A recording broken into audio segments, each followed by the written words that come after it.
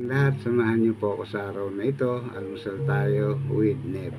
Bagamat hindi po maganda ang mga karanasan natin ngayon, alam naman po natin na sinalanta tayo ng bagyo. Maraming lugar po ang binaha. Maraming kababayan natin ang nawalan ng tahanan, nawalan ng hanap buhay, ng kabuhayan, at ang iba ay nawalan din ng mahal sa buhay. Sa mga ganitong panahon ho, lagi pong katanungan nating mga tao kung nasaan ang Diyos. Pero isa lamang po ang masasabi ko sa inyo. Ang Diyos po ay laging nariyan lang sa inyong tabi.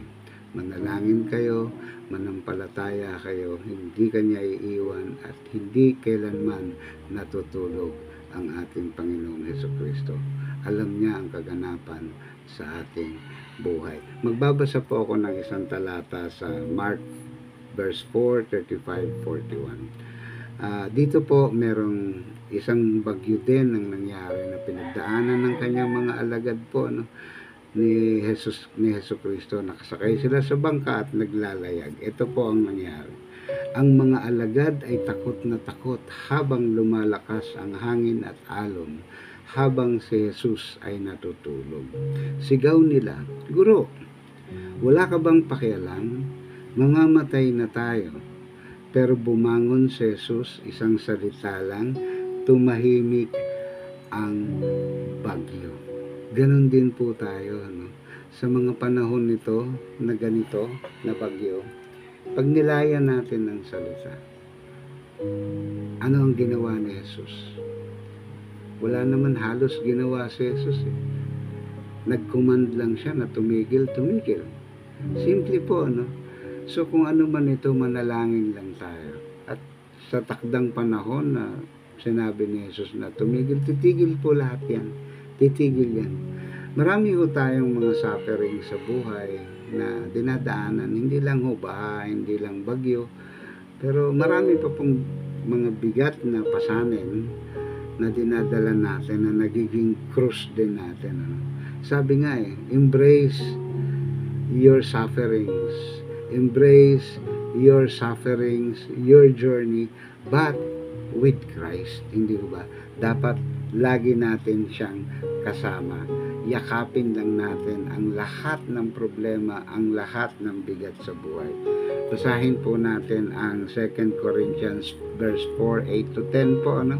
Sa lahat ng paraan ay nahihirapan kami, ngunit hindi nasisiraan ng pag-asa, sapagkat ang aming katawan ay palaging dinadala ang kamatayan ni Jesus upang mahayag din ang kanyang buhay. Ang ganda po, no? Ang krus ni Christ na binitbit po, no? Puno ito ng sakit. Ngunit ito rin po ang daan tungo sa ating kaligtasan, ano, sa pagpapalaya niya sa sanlibutan. Kasama po tayo doon, mga kapatid, hindi ho ba? So kapag tayo po ay nasasaktan, nalulubog man tayo sa baha ng buhay natin ngayon, ano po, tayo lang ay nakikiisa sa pagdurusa ni Hesukristo nung siya ay nagpapako sa krus. Tandaan natin, iisa lang po ang totoo, walang permanente. Pagkatapos po ng Biyernes Santo ay merong linggo ng pagkabuhay. So wala pong permanente, dumadaan lang po yan sa ating buhay.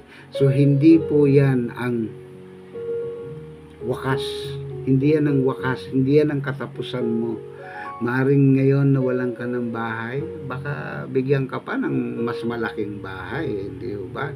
So isipin po natin yung kayang gawin ng Panginoon na hindi kayang abutin ng ating pag-iisip. Hindi ho ba? Maring umiiyak ka man ngayon sa sakit, bukas ang ngiti mo abot langit. Hindi ho ba? Basahin po natin yan sa Psalm 126:5 po, ano? Ang sabi dito, ang mga nagtatanim ng luha ay aani ng kagalakan. Di ba? So kung merong pain ngayon, meron ding happiness later on. So di naman ho natin mapipigilan dumaan yan sa ating buhay. Lahat po talaga yan dadaan kasi bawat panahon ng iyong buhay, ng kabanata, sa pahina ng iyong aklat, ay pagdadaanan mo talaga yan eh. Season lang po yan. So, imbis na ikaw ay nagrereklamo sa masamang season ng buhay mo, ba't hindi ka manalangin? Ba't hindi mo ialay ito sa Panginoon? Gawin mo lang itong pagdadaanan na kasama mo siya. Hindi ho ba? Lalo na po ngayon, bagyo.